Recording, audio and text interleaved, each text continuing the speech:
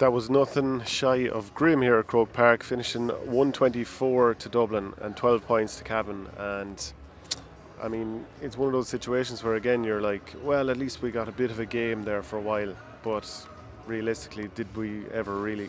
Cavan played relatively well in the sense of what we expected this game to be. It was 4 points. It was 3 points each after 8 minutes, got up to 9 minutes. Dublin started to pull away, and Cavan made a decent game of it in the first half. By half time, it was 7 points to 12. It's just unfortunate. Like, it sucks the life out of you being here watching a game like this, because Dublin are just a mile ahead in so many ways. Like, Cavan men, they're not small players, but the Dublin players are just so athletically on the next level to everyone else. Like, they're faster, so in so many situations a Dublin player will be out in the middle of the field with his Cavan man, or anyone else that they've played, especially through Leinster when there was through there.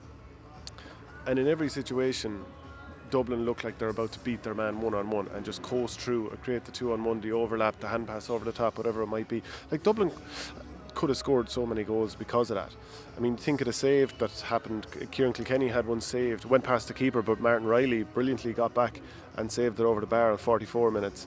Then there was a goal on in the 48th minute. Pádraig Faulkner did brilliantly to spoil Conor O'Callaghan and knock it away from him.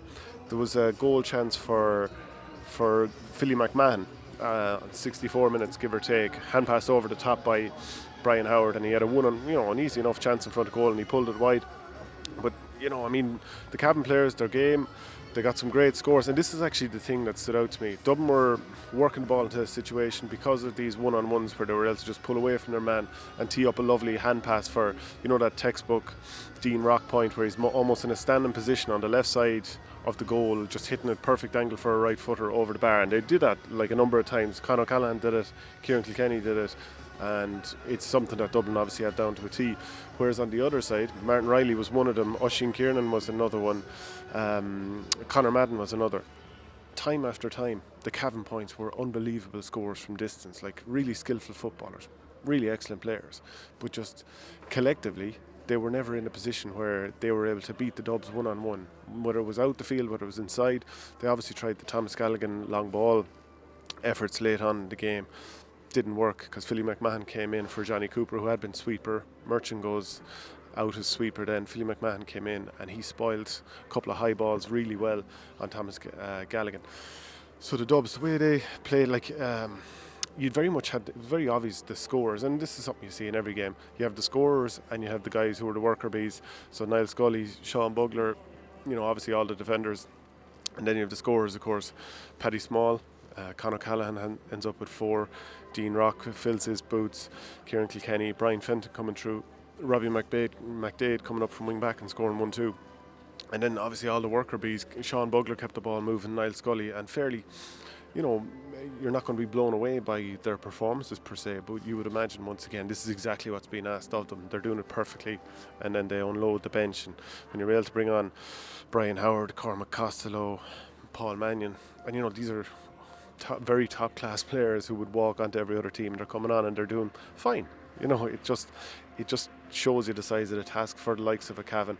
They come in here and they get beaten 124 to 12 points by 15 points, and it's kind of grim just watching them walk off the field right there, because they've expended everything, but unfortunately it's not really a fair fight.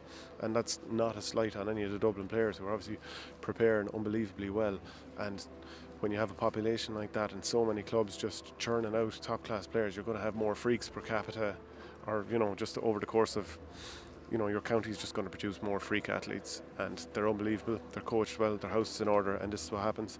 And just going through the different quarters of the game. So the first quarter, it was 4 each. Second quarter, 8 points to 4 to Dublin.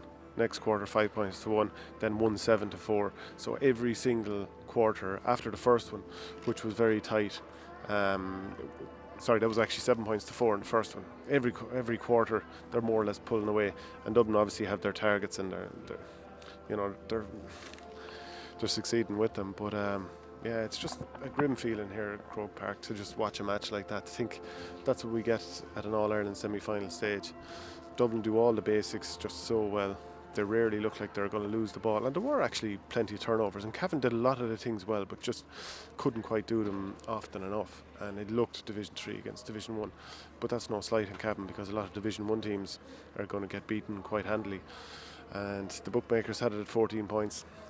Again, eerily close, ends up being 15. And it's hard to know what else to say. I mean, can Mayo or Tipperary put up a fight in the final? Seems unlikely. The mix for 6 looks like it's very much on.